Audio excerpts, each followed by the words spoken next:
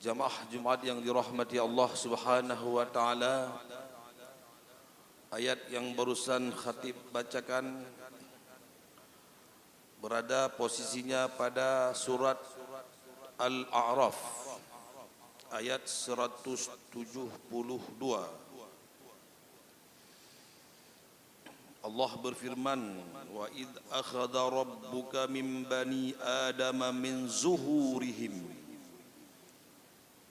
Ketika Allah mengambil janji menciptakan kalian itu dari Rabbuka min bani adama min zuhurihim, min sulbi Adam.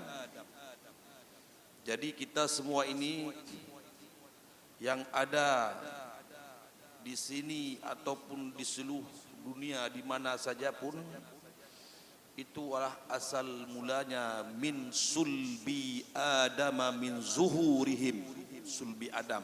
Itu kita disebut dengan anak Adam.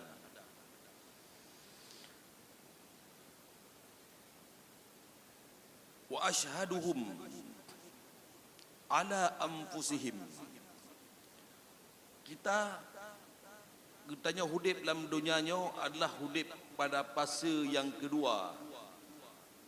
Karena pertama kita hidup adalah disebut dengan alamul arwah. Jadi kita alam namanya alam arwah. Di sinilah Allah dulu ketika kita hidup di alam arwah, di sinilah Allah telah mengambil janji wa asyhadahum ala anfusihim. Kita telah buat kontrak dulu. Telah ada kontrak kita. Semua kita yang telah ada maupun yang belum lahir itu telah tekan kontrak. Dengan siapa kontraknya? Dengan Allah Subhanahu wa taala. Apa kontraknya? Allah dulu di alam arwah bertanya, alastu birabbikum, kalian itu mengakui aku sebagai Tuhanmu. Bataceh ke pewakah arwah, ba arwah. Pekapatihnya lon Tuhan kapatih. Yang ditanya. Ditanya oleh Allah, alastu bukankah? Kalau kalimat bukankah itu tidak ada jawaban, dia pasti jawabannya. Mesti datanya, bukankah aku seorang Pak Geci? Kena Pak Geci. Yang berarti wajib yang Geci yang kan kulai. Hang menyukai Geci hang yang lagian. Bukankah ini masjidku? Wajib. Jawab dia hal lain. Itu karena ditanya dengan bukankah ini alastu, bukankah aku sebagai Tuhan kalian? Maka jawaban di dalam arwah, maka arwah telah menjawab dulu, ya Allah, bala. Maka kita katakan bala, qalu bala syahidna. Kapan mau patih ya Allah? Kamu patih, engkau adalah Tuhan kami, zat yang maha kuasa.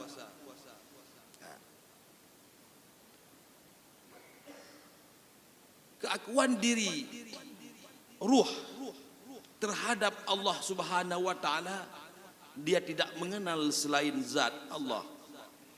Urajih ruhnya, ruh sebelum ruhnya dia itu menyatu dengan jasad, dia tidak akan kenal selain Allah.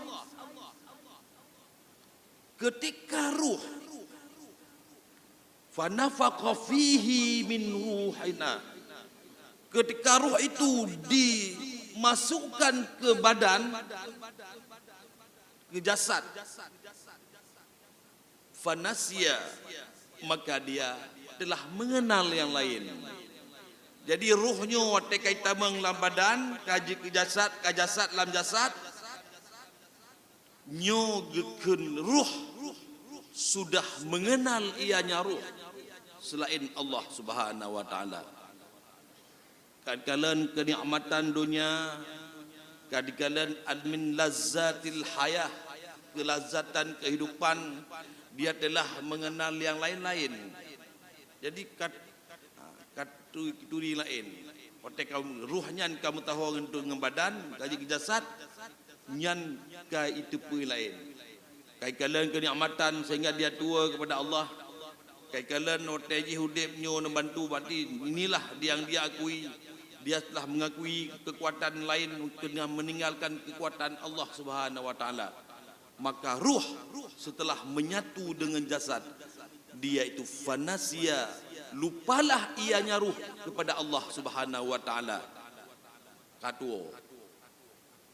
Ruh apabila dimasukkan ke dalam badan disebut dengan jasad.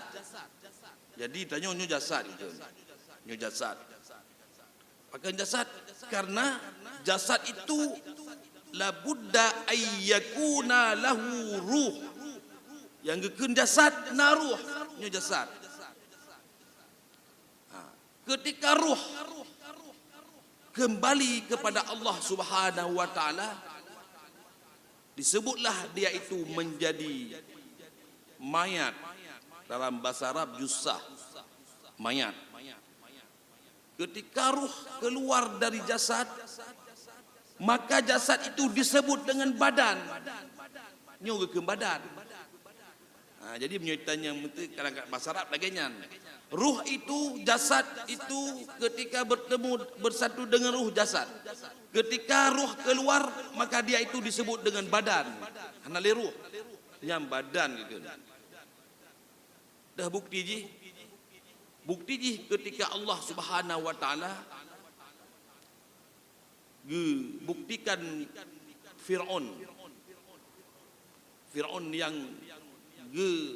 tenggelamkan oleh Allah Subhanahu wa taala dalam laut karena dia itu membangkang dan mendakwakan Tuhan, melawan Nabi Musa. Wa tekatikan itaku ikun le Fir'aun, lun ku tobat ya Allah, yo kau tobat. Aku mengakui bahwa engkaulah Tuhan yang disembah Musa. Aku beriman kepada Tuhan yang telah beriman ianya Nabi Musa. Gekun le Allah. Hana le taubat jino. Jadi orang waktu sakratul maut hana payah taubat le ketika tahu nyawa. Kena terbit antara terbit dengan tamong lain taubat. Tidak ada taubat ketika sakratul maut ketika tahu nyawa. Gekun le Allah. Hana le ku terima taubat kau hai Fir'aun. Gekun le Allah wa yauma. Hari ini uronyo nunajjika, kami selamatkan kamu bi badani, badan ke bi badanika, badankah selamat, ruh tarik ke Allah, pindah ruh. Maka gen wa yauma nunajjika bi badanika, kami selamatkan kamu, badanmu itu itu badan kamu kami selamatkan untuk apa? Litakuna liman khalafak, untuk menjadi contoh, menjadi peringatan orang-orang sampai hari kiamat bahwa kamu itu pembangkang dan disiksa oleh Allah dalam laut. Jadi hana leruh yang ke badan. Maka ketika ruh itu menyatu dengan badan, maka disebut dengan jasad. Fanasya rabbahu, maka lupalah ruh itu, manusia itu kepada Allah Subhanahu wa taala. Maka behireun kita nyo laudepnyo menyut tengah waktu Jumat lagi nyo, sedang waktu Jumat seperti ini, jangan heran kita, enggak usah berpikiran panjang kenapa dia enggak solat, kenapa begini, kenapa begitu. Tidakkah dia sadar? Tidak usah berpikir panjang. Sudah kita ajak tidak mau, enggak usah. Kenapa?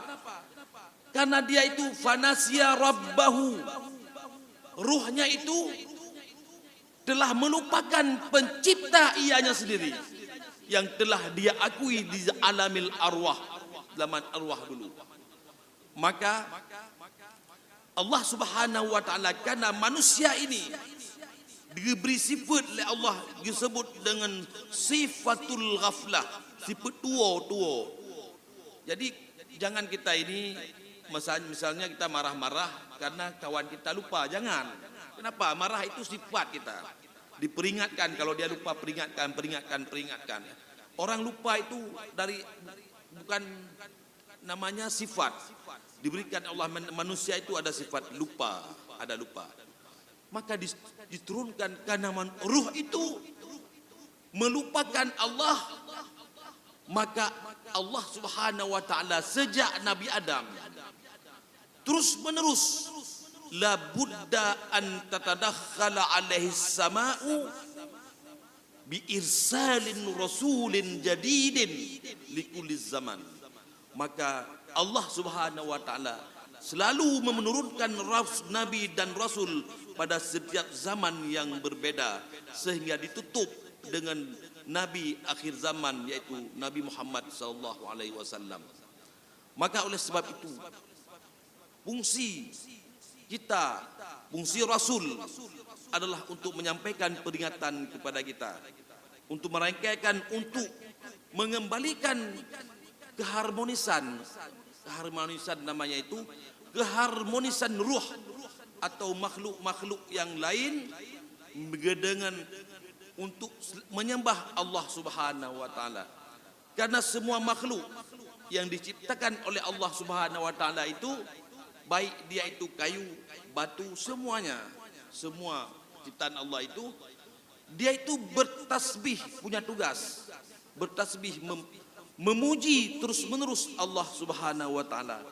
Akan tetapi manusialah yang dia itu lupa bertasbih kepada Allah Subhanahu wa taala. Sedangkan yang lain, batu, kayu, semuanya yang dicipta oleh Allah itu semua bertasbih kepada Allah. Allah berfirman, wa min syai'in, segala sesuatu makhluk yang dicipta oleh Allah, illa walahu an yusabbihuna lillah, dia itu selalu bertasbih kepada Allah. Batu dia punya tasbih, gunung dia punya tasbih, apalagi air dia punya tasbih, semua makhluk dia itu punya tasbih. Walakin kalian saja, hanya manusia saja, la tafqahuna tasbihahum, kalian tak paham bahasa anak batu, kalian tak paham bahasa kayu, kalian tak paham bahasa pohon-pohon itu, tak tahu bahasanya. Seandainya kalian tahu bahasa mereka itu, kalian akan mendengar bahwa sesungguhnya mereka itu selalu bertasbih memuji Allah Subhanahu wa taala sebagai penciptanya. Maka manusialah yang lalai, yang dia selalu meninggalkan perintah Allah, dia mengingkari janjinya. Di zaman dalam arwah dulu mengatakan telah mengakui Allah, sedangkan setelah dia hadir di dunia ini itu mengingkari Allah Subhanahu wa taala. Maka Allah mengutuskan rasul untuk memberi peringatan bahwa mereka hidup itu tidak akan kekal. Kenapa? Karena mereka akan terus hayatun ad-dunyawiyah, hidup dunia. Kemudian dari bayi terus besar sampai 50 tahun. 50 tahun kemudian menurun sampai meninggal. Ketika meninggal, tidak ada orang yang kekal. Kita lihat, tidak ada orang yang kekal jabatannya, tidak ada yang kekal kesehatannya. Semua itu akan menuju kepada Allah Subhanahu wa taala. Menuju ke mana? Meninggal, mati. Ada orang mengatakan mati itu enggak ada urusan lagi. Bukan mati kita, meninggal kita bukan seperti meninggalnya seekor ayam. Ada kehidupan di sana, di alam barzakh, namanya itu disebut dengan hayatid dunia. Kemudian namanya kedua hayatul barzakh. Ada kehidupan di dalam kubur itu, bukan mati namanya, tidak ada kehidupan. Disebut dalam kitab tauhid namanya hayatul barzakh. Ada kehidupan di sana. Allah berfirman, wala taqulu liman yuqtalu fi sabilillah amwatun. Jangan engkau mengatakan orang-orang yang berjuang di jalan Allah itu meninggal kemudian mereka dikuburkan mati. Enggak ada kegiatan di sana. Enggak, bukan seperti itu. Bal ahyaun. Mereka dalam kuburan itu siapapun dia, ahyaun, hidup. Inda rabbihim yurzakun. Allah memberi rezeki. Apa arti rezeki itu? Rezeki adalah al-alatul istibqa'il hayah. Rezeki itu untuk menunjang kehidupan. Saya kalau tidak ada rezeki hari ini, besok tidak ada rezeki, lusa tidak ada rezeki, bisa meninggal. Karena kenapa? Sesuatu rezeki itu yang dapat bermanfaat untuk kehidupan. Maka Allah mengatakan, orang dalam kubur itu wal ahyaun inda rabbihim yurzakun. mereka juga mendapat rezeki. Makna rezeki apa? Ada kehidupan di alam barzah itu. Ya, ada kehidupan di sana. Kan lagi mati kali mati kali. Maka oleh sebab itu, inilah tugas kita untuk kita kembali insijamil wujud. Makna insijamil wujud, kita kembali bersama dengan wujud-wujud yang lain. Mengingat Allah Subhanahu wa taala, melaksanakan segala perintah Allah, melaksanakan segala perintah Rasulullah, kemudian kita terus beramal. Amal yang kita lakukan itu semuanya menjadi bekal untuk kehidupan kita di hari yang di kehidupan yang lain atau di kehidupan alam barzah. Kemudian ada satu lagi kehidupan yaumal qiyamah, itu namanya kehidupan yang abadi. Demikian khutbah yang singkat, mudah-mudahan ada manfaat bagi khatib sendiri dan bagi jamaah Jumat yang dirahmati Allah Subhanahu wa taala.